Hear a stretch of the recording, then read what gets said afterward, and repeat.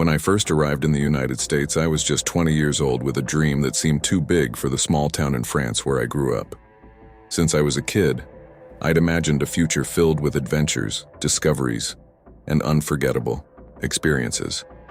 I traveled eagerly, ready to live something new, but also with a nervous knot in my stomach. I had never been away from home for so long, let alone crossed an ocean alone to venture into a country where my English was still shaky. But I convinced myself that everything would work out. It was only a year to learn, grow, and make memories. What I didn't know was that some memories aren't kept fondly, but with a shiver down your spine. The Joseph family welcomed me warmly. They lived in a quiet neighborhood, with well-kept homes, clean streets, and friendly neighbors. It was the kind of place where kids played until sunset without supervision, and where people believed nothing bad could ever happen. When I saw that environment, I felt relieved. Here, I thought, I would be safe. But I was wrong. The Josephs had 2 children, Brock 12 and Brandon 9. Brock was a typical kid, lazy and addicted to video games, but harmless. Brandon, however, was different. From the very first moment, something about him made me uneasy. When we were introduced, he didn't show shyness or curiosity like I expected. He just stared at me. His gaze was fixed and intense, studying every detail of me as if trying to figure something out. After a few seconds of complete silence, he smiled. But that smile wasn't normal. It wasn't the innocent, childish kind. It was calculated. "Are you the babysitter?" he asked, without blinking. I laughed awkwardly and explained that I'd be helping take care of him and his brother. He didn't react, didn't laugh with me. He just kept staring. At first, I tried not to pay it much attention. Maybe he was just shy. Maybe it would take him time to get used to me. But soon I realized it wasn't that. His parents warned me that Brandon could be difficult and that he had a bit of attitude. But that was a huge understatement. Brandon wasn't just a stubborn kid. He lied with a chilling naturalness. One day he told his teacher that Brock had tried to strangle him in the kitchen. None of that happened. On another occasion, he told the neighbor that his parents locked him in the closet at night. But what scared me the most was when he looked me in the eyes and, with no emotion, said, "The last couple who took care of me left. They were never seen again." His tone was cold. He didn't seem sad. He didn't seem worried. He just said it like he was recounting some random fact. At first, I tried to ignore it, but over the next few days, the small red flags became impossible to ignore. Brandon liked to test boundaries. If I scolded him for something, he would stare at me for long seconds and, in a low, controlled tone, say, "Don't tell me what to do." Slowly, my unease turned into fear. 2 months later, something happened. That night I was getting ready for bed. When I pulled back the covers, I froze. My mattress was covered in pushpins, dozens, maybe hundreds, all strategically spread out to hurt me as soon as I lay down. My heart raced. The shock took over me. I felt a chill run down my spine when I realized that earlier that day, Brandon had been watching me from the hallway. As I was putting away my clothes, I could tell his parents. But what if they didn't believe me? I was just an exchange student, a stranger. Brandon was their son. And if I said something, they might send me home. So, I cleaned everything up and tried to forget. But from that day on, I started noticing Brandon watching me even more. Sometimes when I was reading or cooking, I would feel a presence, and when I looked, there he was, in the corner of the room, in the hallway, always still, always staring at me without blinking. One afternoon, while watering the plants in the yard, I smelled something strong and sour. Something was rotting. I followed the smell to a corner of the backyard where the ground seemed freshly turned. I grabbed a shovel and started digging. What I found made my stomach turn. 3 dead rabbits. Their bodies were twisted and cut. One of them had its legs tied with string. I ran inside and called the host parents. At first, they seemed concerned, but when they questioned Brandon, he just furrowed his brow and denied everything. Mrs. Joseph sighed and said it was probably something from a kid in the neighborhood. They sent Brandon inside and the matter was dropped. From that day on, I started sleeping with the door locked, but locks weren't enough. A week later, I woke up in the middle of the night to a noise in the room. My eyes adjusted to the dark and I saw a shadow next to my bed. My heart nearly stopped. It was Brandon. He was holding something in his hand. I rubbed my eyes, trying to understand what it was. A kitchen knife. I screamed with all my might. The parents rushed in, turned on the light, but when they looked at Brandon, the knife was already gone. He had hidden it under the bed. With a trembling voice, I pointed to the handle that was still visible and begged them to believe me. Mr. Joseph picked up the knife and showed it to Brandon, who smiled and said, "I've never seen this before," and they believed him. The next day, Mrs. Joseph accused me of stealing her jewelry. I was completely confused until she pulled a pearl necklace out of my bag that I had never seen before. Brandon was standing in the hallway, smiling. That was the final blow. I was fired on the spot and flew back to France the next day, devastated. For months, I wondered how Brandon had been able to destroy my life so easily. He was just a kid, but there was something wrong with him. Something no one seemed to see. Years later, I finally made my way back to the United States. Today, I have a good life, a stable job, and amazing friends. But sometimes, in the most unexpected moments, I still think of Brandon, and I wonder what he has become.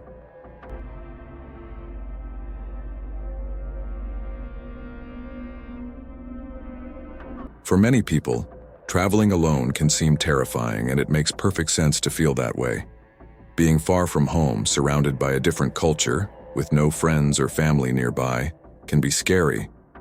But strangely, this was never something that really worried me. Since I was a kid, I've always been very independent and sociable. I've always had an easy time adapting to new places and making friends quickly. Maybe that's why, when I found out about the opportunity to be an au pair, the idea seemed perfect. I could live in another country, learn about a different culture, and still work with kids. It was exactly what I wanted. Plus, I've always dreamed of becoming a child psychologist. I believe that many adult struggles could be avoided if children received love, education, and emotional support early on. And of course, there was another reason. I've always wanted to visit the United States. Working as an au pair seemed like the perfect opportunity to combine all these dreams into one unforgettable experience. I grew up in a small village in Germany, surrounded by green fields and a peaceful atmosphere. My hometown is so small that most people have never heard of it. So when people ask me where I'm from, I usually just say Germany because it's easier. Since I was little, I've always loved learning languages, and luckily, I've never had any trouble with English. My dad is British, and he made sure that I spoke English as well as German. He encouraged me to read books in English, watch movies without subtitles, and even play with an electronic translator we had at home. I loved typing random words into it to discover their meanings, and he'd always help me. Plus, I've always been passionate about reading, which really helped with my fluency. When I moved to the United States, I already had a good command of the language, but being around native speakers every day made me improve even more. Today, many people are surprised to learn that I'm not American, and I have to admit, it makes me proud. My host family lives in Northern California, in a fancy neighborhood with huge houses, peaceful streets, and a sophisticated lifestyle. The house I live in looks like something straight out of a movie, something I never imagined experiencing in real life. At first, I was worried about feeling lonely since the neighborhood is so quiet, but I quickly made friends with other AU pairs in the area. The program's agency does a great job connecting young people from different countries, which helps a lot with adjusting. My best friend here is Jennifer, an energetic and super enthusiastic American. She's way more outgoing than I am, but that's what makes us such a good pair. Since we met, we've been inseparable. We both came here for the same reason, to explore a new country, meet people, and make the most of this experience. One of the best parts of living in this area is that there's a huge university nearby, which became our favorite hangout spot. Since public transportation is terrible and taking Ubers gets expensive, finding a fun, lively place so close to home was a stroke of luck. The college atmosphere is super vibrant, with parties, bars, and themed events almost every day of the week.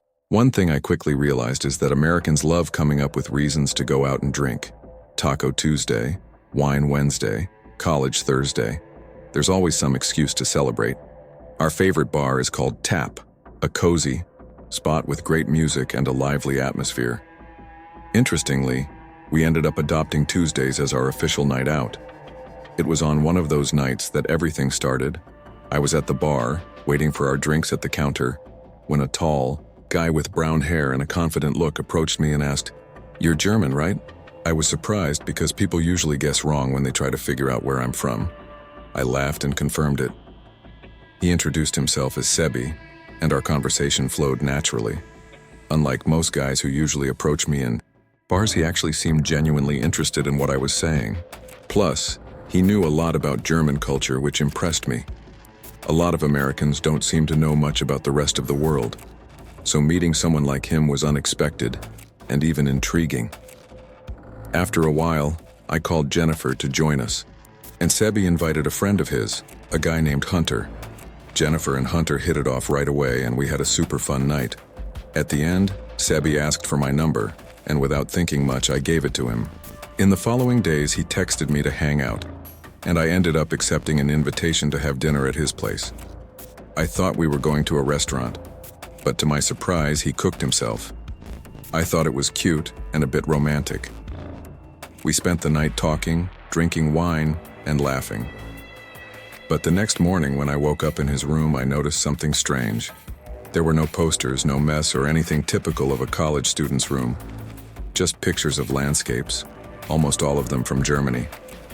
Except for one, a picture of Monte Carlo.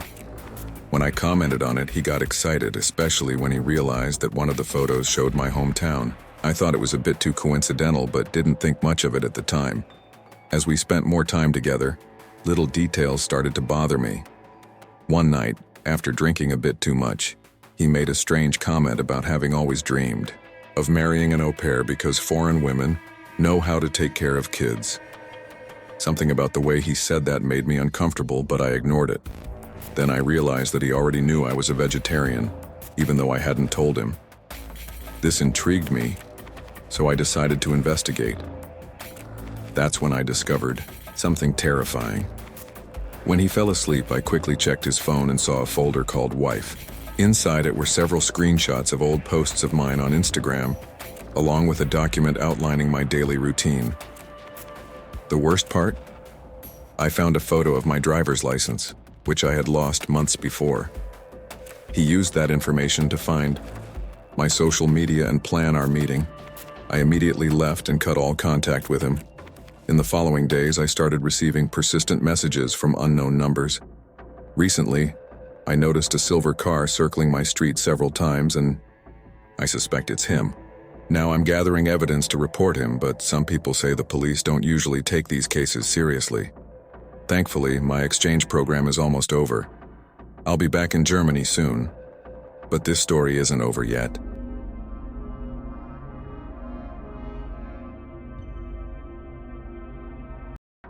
This happened a few years ago, but it still feels so vivid in my mind that sometimes I find myself remembering every detail.